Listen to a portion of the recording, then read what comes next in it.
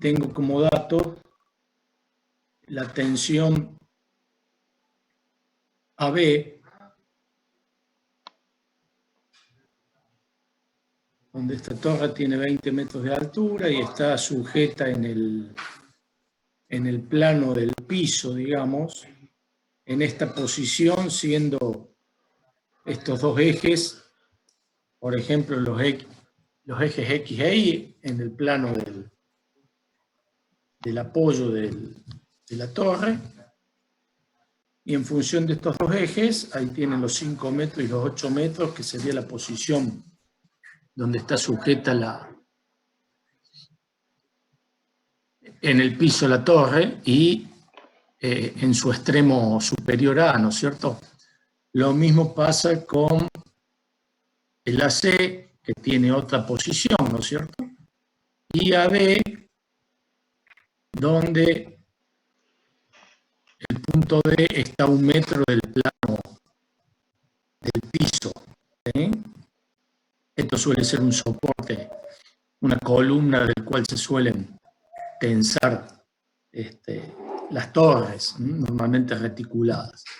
Bueno, el problema es simplemente que plantear para un sistema de fuerzas concurrentes las ecuaciones de proyección, ¿sí?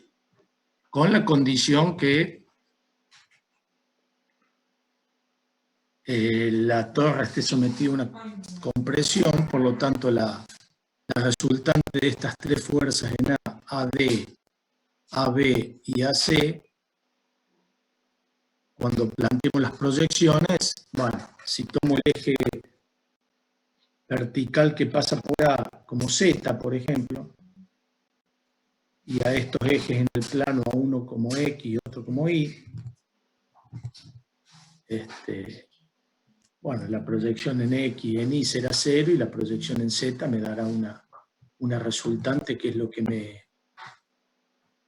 me pide el problema, ¿no es cierto? La resultante no me la está pidiendo.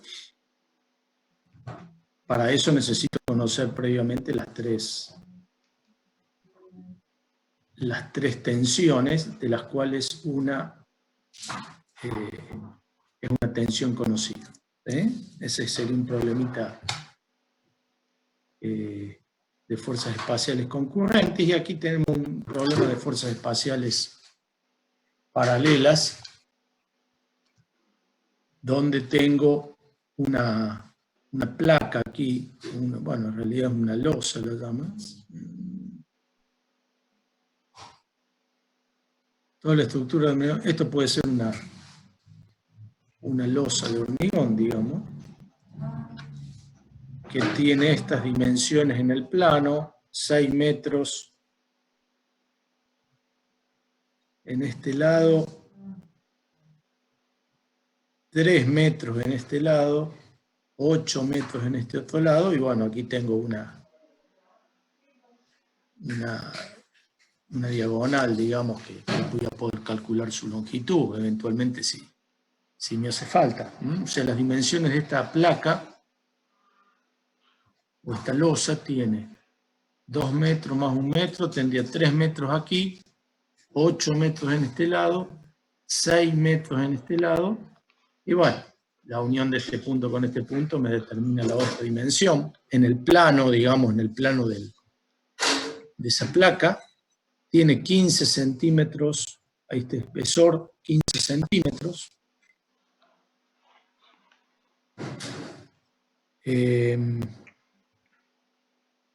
Bueno, y fíjense que aquí tenemos 3 columnas que tienen como altura 4 metros, todas apoyadas en el piso, ¿no es cierto? Cada columna tiene 35 centímetros de diámetro. Suponiendo que toda la estructura sea del mismo material, ahí tienen el peso específico del material, hay un error.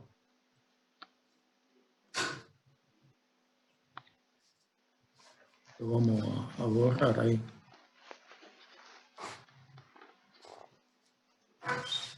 es kilos sobre centímetros al cubo, sería, ¿no es cierto? Peso específico, peso por unidad de volumen. Entonces ustedes calculando el volumen, los volúmenes pueden llegar a determinar cuáles son las fuerzas que están actuando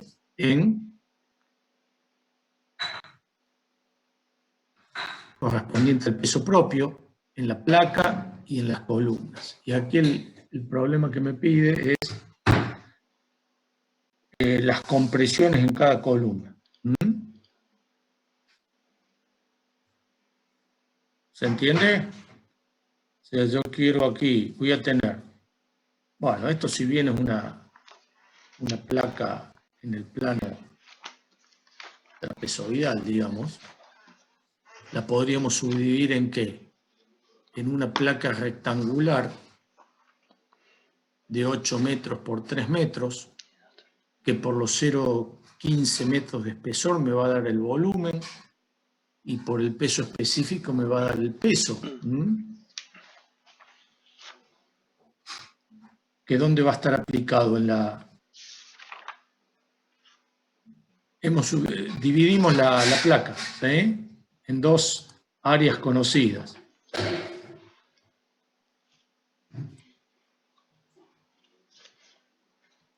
Aquí tengo una rectangular y acá tengo un triángulo. Entonces, si yo determino el volumen de este rectángulo de espesor 15 centímetros, voy a tener una fuerza correspondiente al peso que va a estar aplicada ¿dónde?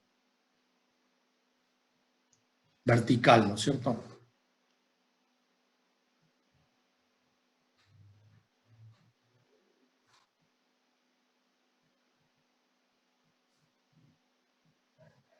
Transferencia de peso. Perfecto. Todos esos pesos se van a transferir ¿dónde? A estos Los tres apoyos. Exactamente. Pero para eso tengo que determinar todas las cargas primero, ¿no es cierto? Entonces, ¿cuánto vale el peso de la losa? Y bueno, si yo determino el peso de este rectángulo de espesor 15 centímetros, me va a dar ¿qué? Una fuerza correspondiente al peso propio, que va a estar aplicada ¿dónde? Va a ser vertical y aplicada ¿dónde? A las columnas. No. El peso propio de la losa, en el centro, por ahí va a estar. ¿O no? ¿Y dónde está el centro de esa placa rectangular? Y a los 3, a los 1,5 y a los 4. 4 y al metro y medio. Exactamente, donde se cortan las diagonales, digamos. Claro. ¿Y dónde va a Disculpe, estar? profe, Sí, ¿no sería el 2.400 kilogramos sobre metro cúbico, no centímetro? ¿Lo dice centímetro? Parece que 2,4 toneladas sobre metros cúbicos. Sí, es metros cúbicos, eso está mal. Ya lo vamos a corregir a eso. ¿Sí? Sí, es metros cúbicos. Son 2.400 kilos sobre metros cúbicos.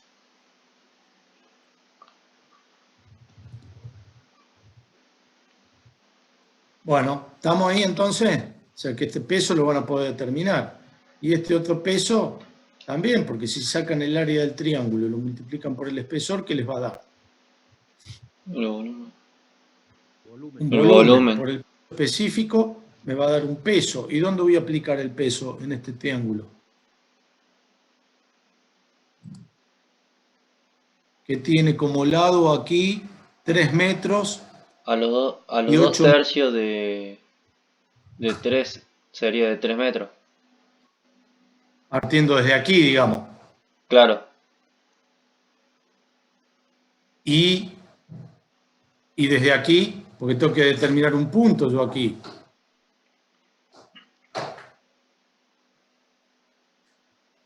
Está bien, Y a vos los me 3 decís. medios. Profe, ¿no sería mejor sacar toda la superficie total de la losa y de ahí ya tener un centro establecido para ya Está distribuirlo sobre bien. la columna? ¿Y cómo determinas el centro de...?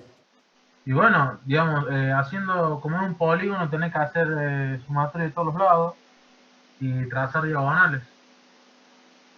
Está bien, para determinar ese punto. Lo que pasa es que si yo lo descompongo en figuras donde conozco dónde está su centro de gravedad, centro de gravedad. la descompongo y determino más simplemente los pesos. ¿Sí? ¿Dónde está el centro de gravedad de un rectángulo? Y bueno, en el medio. ¿Y dónde está el centro de gravedad de este triángulo? Y va a estar de este lado a cuánto, en el baricentro. Bien, el baricentro de este triángulo. De este lado, medido desde aquí o desde aquí, ¿a cuánto va a estar esta distancia, digamos?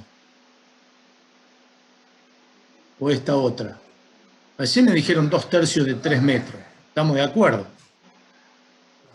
Pero también va a ser 2/3 de quién? De los 8. De los 8. Medido desde este punto, ¿no? Sí. Y los 2/3 medidos desde este punto.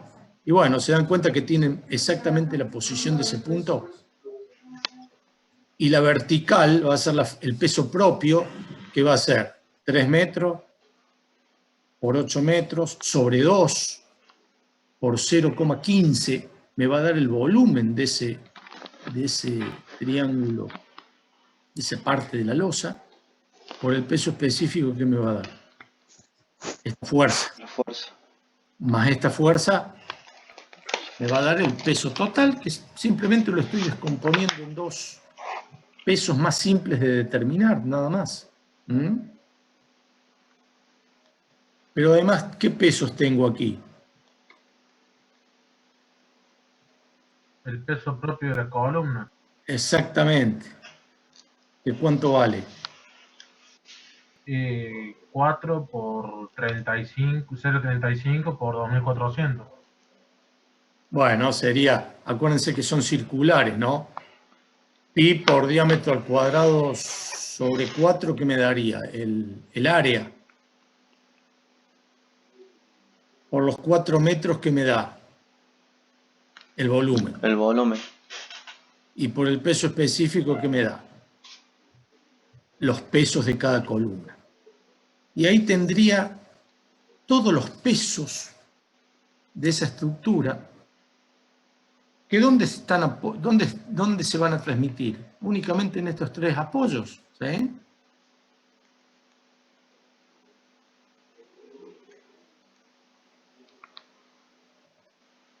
Que lo puedo plantear como si fuese una...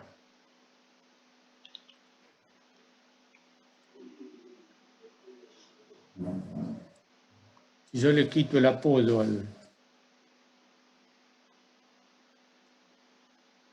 a esa estructura, ¿qué tendría que tener ahí en los apoyos para que no se me caiga? Las reacciones. Reacción de vínculo. Entonces, ¿qué podría plantear yo aquí para este sistema de fuerzas donde aquí le puedo llamar RA, RB y RC, que serían las 3 columnas, por ejemplo? Podría plantear el equilibrio planteando las ecuaciones que vimos para sistemas de fuerzas paralelas en el espacio, ¿se acuerdan? Una de proyección y 2 de momentos respecto de 2 ejes iguales a 0. Y bueno, como tengo las 3 ecuaciones, puedo obtener justamente las 3 incógnitas. Pues mis únicas incógnitas, ¿cuáles son? Justamente las fuerzas que como están indicadas ahí, serían las reacciones de los apoyos. Que por supuesto las acciones van a ser opuestas, equivalente a la compresión máxima de cada columna. En realidad la columna va a tener una compresión determinada donde arranca y una compresión máxima en el apoyo, en el piso. Estas fuerzas que tengo aquí van a ser la máxima compresión en las columnas. ¿Se dan cuenta? Porque si estas dos fuerzas yo las transmito a estas tres columnas, para llegar al piso necesito sumarle el peso propio de cada columna. Entonces, esta columna en realidad tiene una compresión en la parte superior y cuando me voy a la parte inferior tengo una compresión mayor que va a ser la compresión que tengo en la parte superior más el peso propio de la columna. Pero en definitiva, con ese diagrama de cuerpo libre, ustedes podrían plantear las ecuaciones para determinar lo que le está pidiendo el problema. ¿Sí?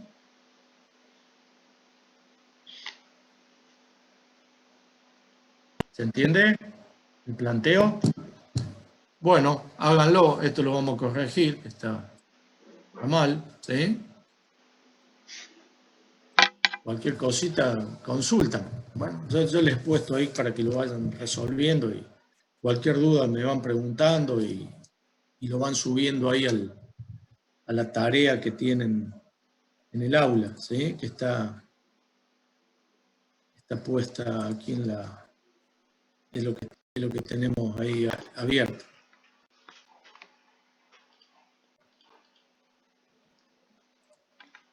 Entonces sería, el de proyección sería el de centro de momento de ambos. ¿Sí? Bueno, ¿dónde tomaríamos cuáles serían las ecuaciones que van a... Bueno, acá la tienen, ¿no? La tarea. ¿Sí?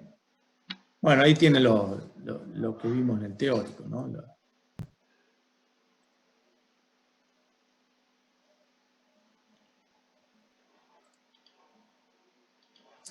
Bueno, ¿qué ecuaciones van a plantear aquí?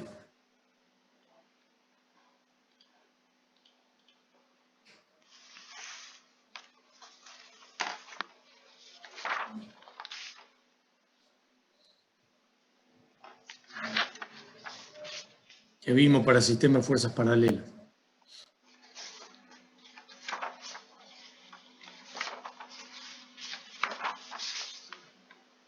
Puede ser una de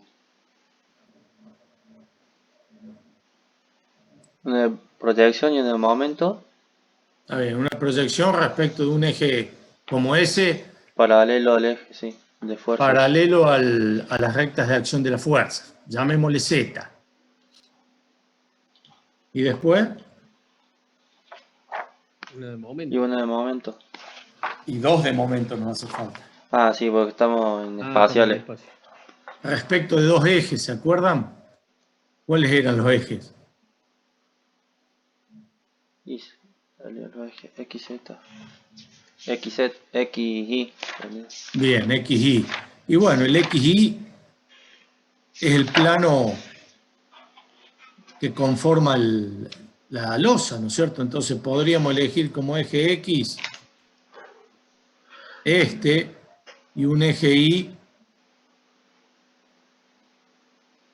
por ahí. Bueno, el eje Z, si quieren lo mueven, pero el eje Z, esté donde esté, la proyección es exactamente igual, ¿no?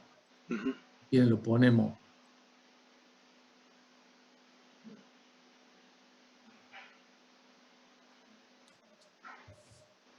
Bien. Y bueno, esos serían los ejes respecto a los cuales plantear las ecuaciones. Una de proyección respecto de un eje Z paralelo al sistema de fuerzas y dos de momento respecto de ejes comprendidos en el plano XY perpendicular al eje Z, que pueden ser esos dos que les indiqué ahí. Una consulta, ingeniero. Sí. Respecto, acá se nos da la facilidad de que digamos, la figura presenta la posibilidad de tener dos lados perpendiculares, pero en el caso que tuviéramos que calcular sobre una pieza irregular, ¿qué criterios seguiríamos para tomar un eje X y un eje Y? No, esto No. puede estar en cualquier lugar. No importa. No importa. Ah, perfecto, sí, sí. La ventaja de tomarlo ahí, ¿saben cuál es? Que los momentos de todas las fuerzas van a producir siempre el mismo sentido de giro cuando yo los separo. Si yo llego a poner un eje a la mitad o en cualquier otro lado, por ahí va a haber fuerzas que producen un sentido de giro y otras que producen otro sentido de giro. Entonces, de esta forma, todos los momentos van a ser iguales, en sentido, en signo, digamos.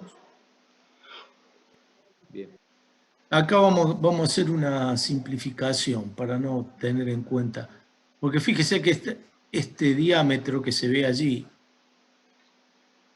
por supuesto que está del lado de adentro de la placa, y vamos a suponer que está tangente, y está a 2 metros su centro de este borde, ¿no? Acá pasa lo mismo para esta otra columna, y aquí no se ve, pero vamos a suponer que está tangente a estos dos bordes la columna, ¿se entiende? Sí.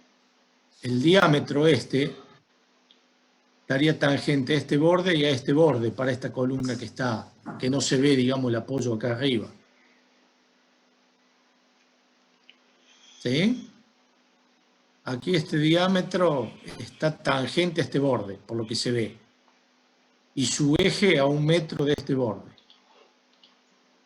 Acá este diámetro también está tangente, pero a este borde, estoy hablando de las columnas, y su eje está a 2 metros de este borde o a 1 metro de este otro.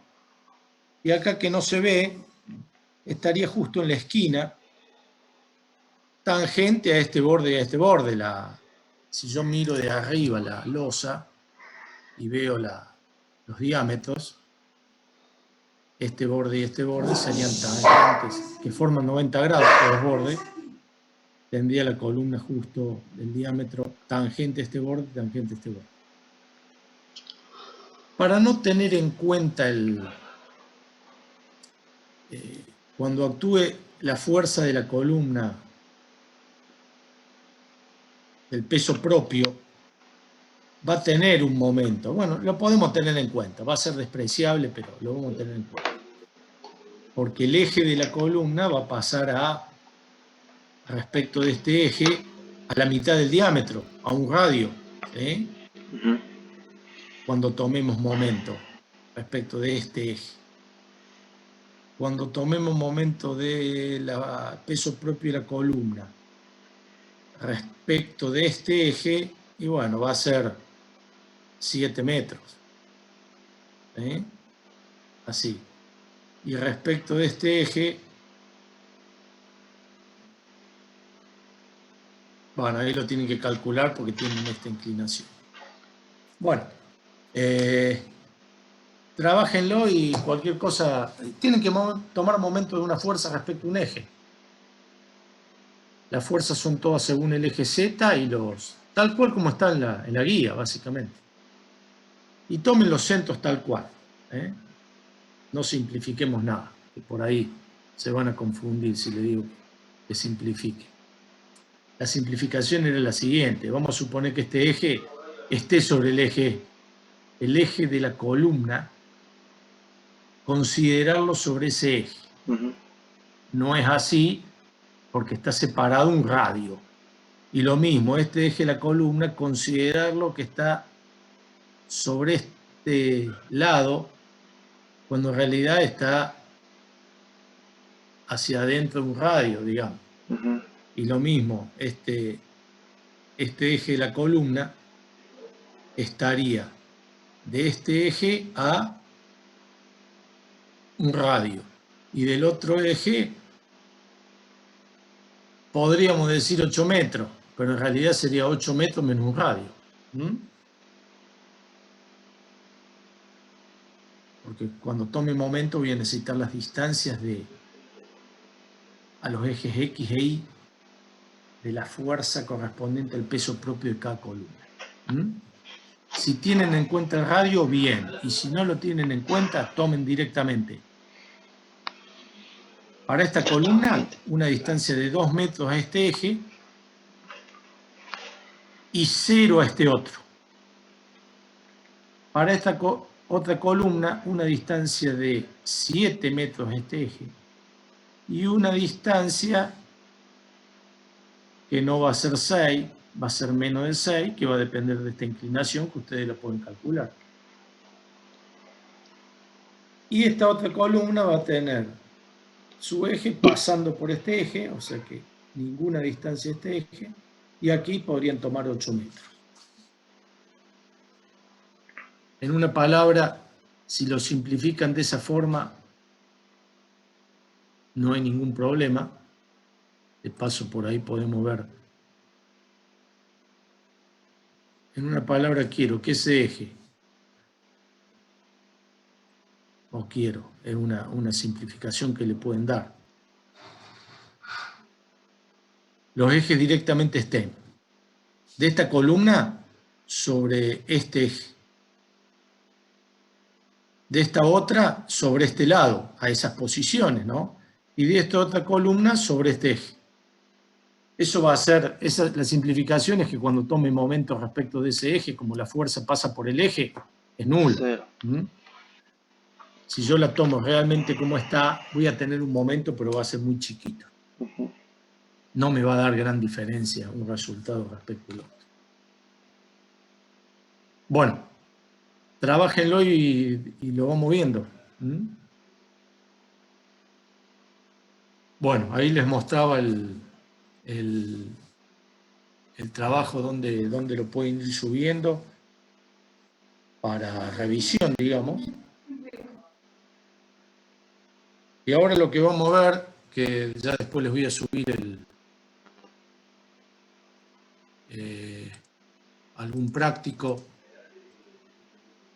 sobre el tema que vamos a ver el día de hoy. Acá simplemente tienen el título. Equilibrio de cuerpos vinculados. Se trata del estudio del equilibrio de un cuerpo sometido a un sistema de fuerzas cualquiera, vinculado a tierra con distintas condiciones de vínculo.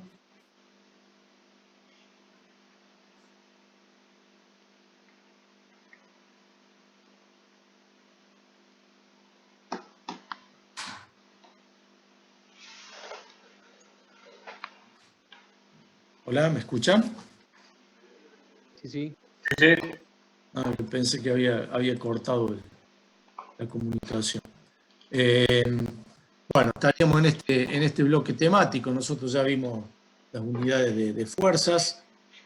Le incorporamos fuerzas espaciales, que nos va a hacer falta ese tema para más adelante.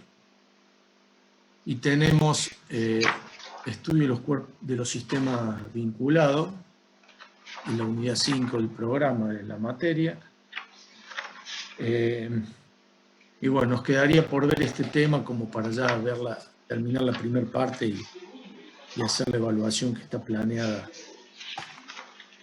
hasta la unidad, sería, por ahí preguntaban la unidad 6. Bueno, vamos a empezar a ver cuerpos vinculados, equilibrio de cuerpos vinculados. Bueno, es la unidad 7 de la bibliografía que estamos usando, de los cuales ustedes ya tienen 5 capítulos. Bueno, acá está resaltado algunos puntos, simplemente ustedes esto lo van a tener como para que lo repasen.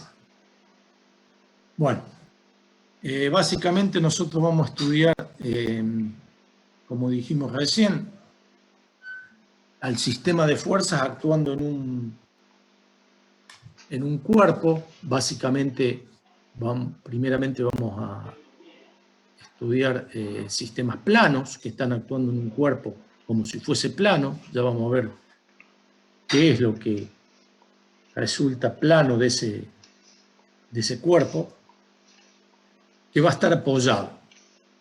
Esos apoyos, como vimos cuando vimos principio de acción y reacción, van a generar fuerzas llamadas reacciones, que conjuntamente con el sistema de fuerzas exteriores que están actuando, van a tener que cumplir las condiciones de equilibrio, que ya las conocemos. O sea que vamos a estar aplicando las condiciones de equilibrio de un sistema de fuerzas.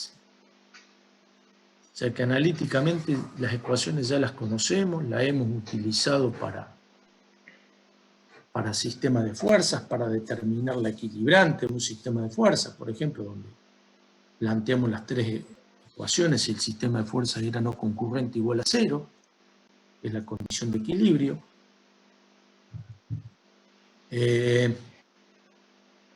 Bueno, lo que está pintado es lo más importante que yo destaco. Bueno, vamos a definir lo que es una chapa, que en realidad es un plano de simetría sobre el cual actúan normalmente en un cuerpo un sistema de fuerzas. Muchos problemas de sistema de fuerzas actuando sobre un cuerpo y esté apoyado en otro cuerpo o en la tierra, admite todas las fuerzas que están actuando y sus reacciones de apoyo, resultantes que están en un plano de simetría. Yo aquí les quería mostrar, bueno, estos ejercicios los tienen ahí como adicionales. ¿Se acuerdan que se los había subido para aquellos que quieran profundizar un poco, practicar un poco más? ¿Se acuerdan de esta cargadora? Y bueno, en realidad yo tengo P1, P2, que es los pesos propios, ya sea de la máquina, más el material que está cargando en el balde. Puedo admitir que están sobre un plano, ¿no es cierto? Pero los dos ejes con 2 ruedas cada uno descargan sus fuerzas no en el mismo plano, pero habíamos visto que la resultante de las fuerzas va a estar sobre el plano medio de la máquina, ya sea de las fuerzas delanteras o las fuerzas traseras. Entonces este es un claro ejemplo donde, si bien el sistema de fuerzas está en el espacio, la resultante ya sea de las reacciones de apoyo del suelo sobre las ruedas y las fuerzas que están actuando exteriores, P1 y P2, están contenidas en un plano. Entonces definimos como chapa a un cuerpo conformado por un sistema de puntos vinculados con la condición de rigidez. O sea, tal cual como su nombre lo dice, una chapa sería, pero en realidad es un plano de simetría sobre el cual están actuando la resultante del sistema de fuerzas exteriores y la resultante de las reacciones de vínculo. ¿Por qué? Porque en general se encuentran dispuestas simétricamente las cargas respecto de un plano, por lo tanto la resultante va a estar contenida en dicho plano, por lo que la totalidad de las fuerzas las podemos reemplazar por un sistema equivalente que actúa en el plano de simetría. Entonces vamos a reemplazar el cuerpo rígido por un conjunto de puntos ubicados en un plano coincidente con el plano de simetría y con las cargas que estén actuando en el mismo, ¿no? O sea, ese conjunto de puntos vinculados con la condición de rigidez es lo que designamos como chapa. Ingeniero, una consulta. Sí. ¿Y ese conjunto de puntos define un plano? Define un plano, exactamente. Es un conjunto de puntos en un plano. ¿Sí? Bien. Sería un plano, sí.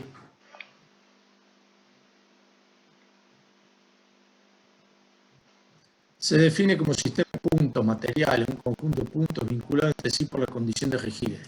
Para la chapa, ese conjunto de puntos estaría contenido en un plano. ¿Sí? Bien. Pueden ser un conjunto de puntos que no estén en el mismo plano, pero ya estamos hablando ahí de un cuerpo rígido ya en el espacio, llamémosle así, ¿no? Esta es una simplificación inicial para trabajar con fuerzas en el plano, simplemente, para esas situaciones donde se da esa situación de simetría, ¿no? La mayor parte de los elementos estructurales utilizados son son de una configuración tal que admiten un plano de simetría. Su sustentación es también simétrica, por lo tanto, la resultante entre todas esas fuerzas estarían consideradas, las podríamos considerar actuando en un plano de simetría, y es lo que vamos a estudiar inicialmente. Cuando hablamos de una chapa, vamos a estar hablando como si fuese un cuerpo plano, que cumple la condición de rigidez. Bueno, vamos a definir como vínculos, si bien algo de vínculos hemos nombrado cuando hablábamos de apoyo o vínculo, toda condición geométrica que limita la posibilidad de movimiento de un cuerpo. Es una definición de vínculo, ¿sí? Bueno, fíjense, si yo acá tengo un plano que puede ser la Tierra, digamos, y tengo una barra que se une a la Tierra en B y a un punto material cualquiera A. Si la barra esta es rígida, cumple la condición de rigidez, se dan cuenta que esta vinculación del punto A a la Tierra en B, por ejemplo, hace que el cuerpo A no tenga cualquier posibilidad de movimiento. Si no, se va a poder mover ¿cómo?